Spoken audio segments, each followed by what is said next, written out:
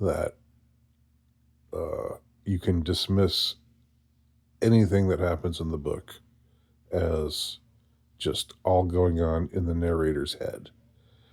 That's a tendency that I've seen. Just I've seen people just take that idea and run with it, and run with it, and it's like there's no. What's so annoying about it is that uh, there's no criteria to accept it, or like to, like, it's just, well, it's what I think is happening because he's an unreliable narrator, so he's probably just making it. This is probably all just happening in his own head. Um, okay, but what's the evidence for that? Well, he's an unreliable narrator.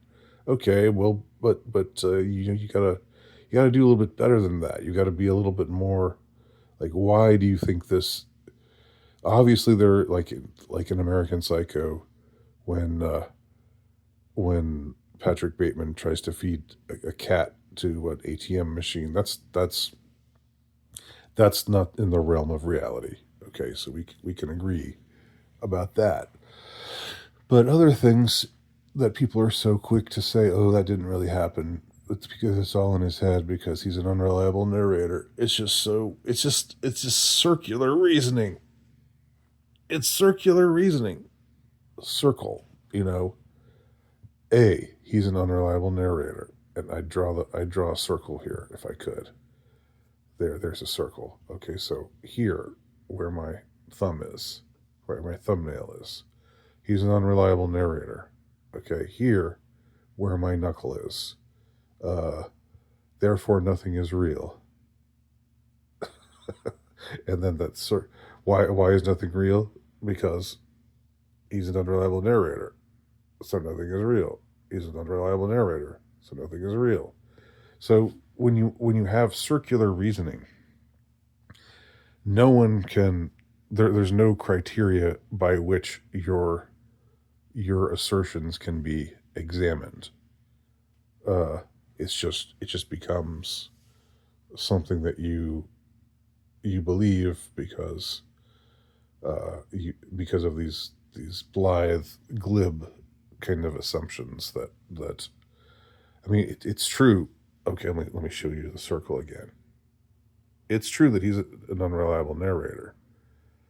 And that's true of the shards as well, which is what surprised me. I'm getting ahead of myself.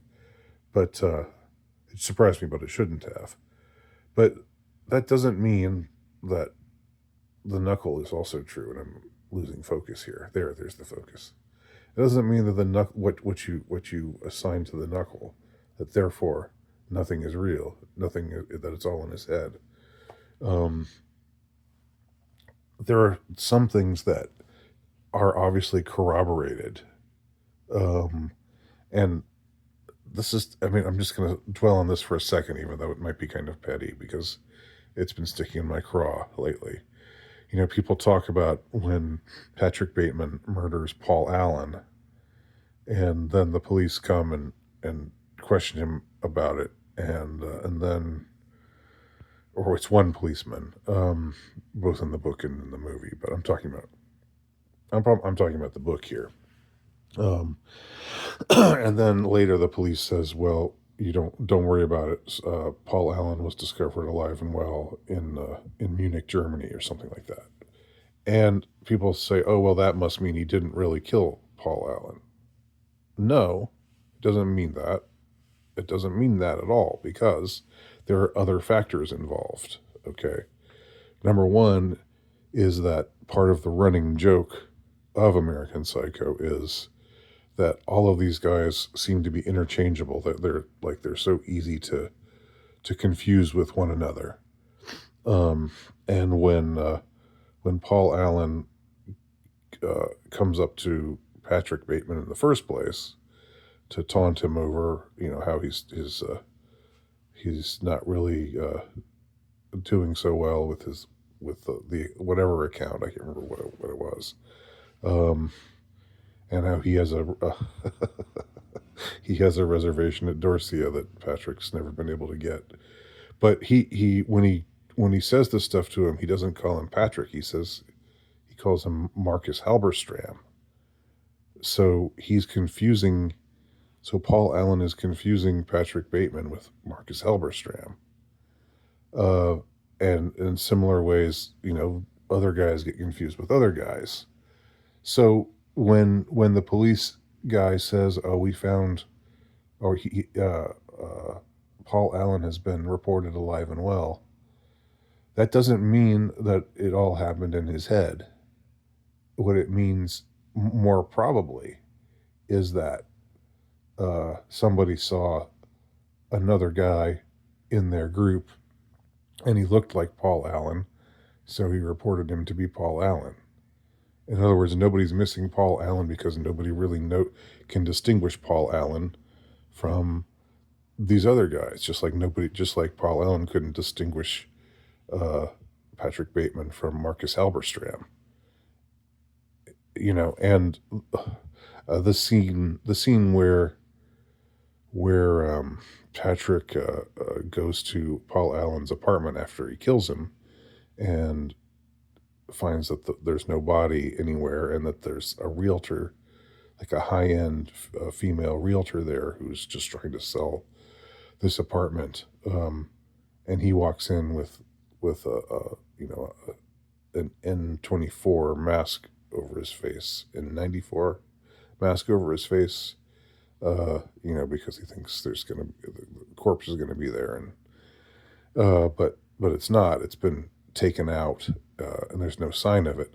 Then the realtor sees him, and he asks her something like, "Wasn't there a Paul Allen who lived here?"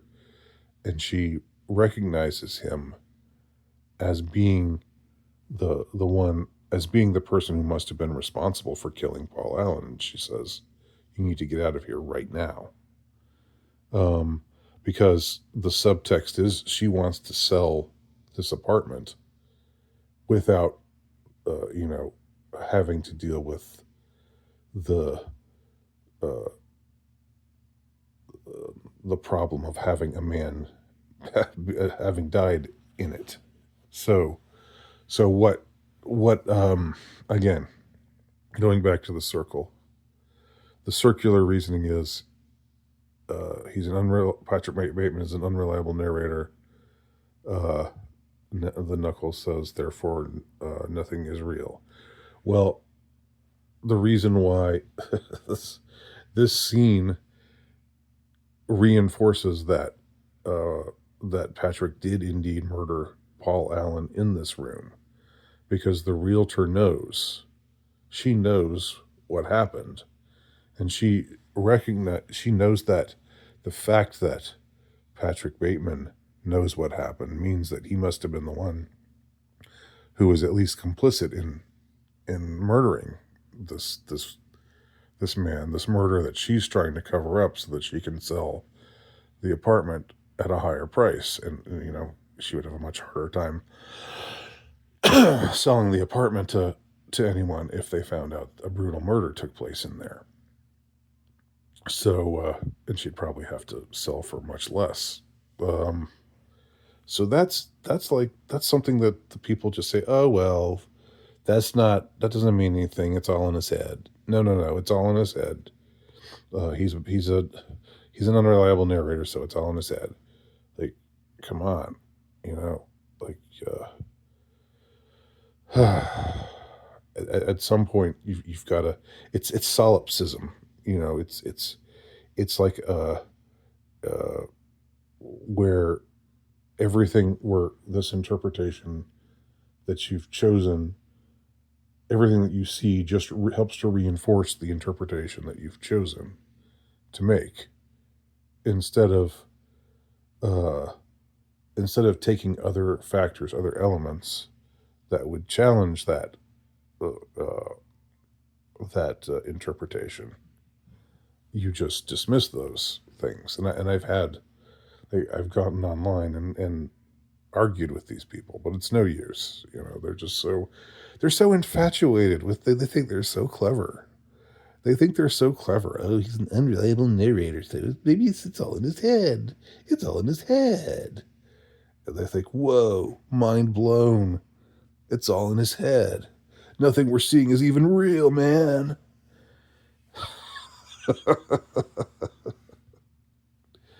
Um,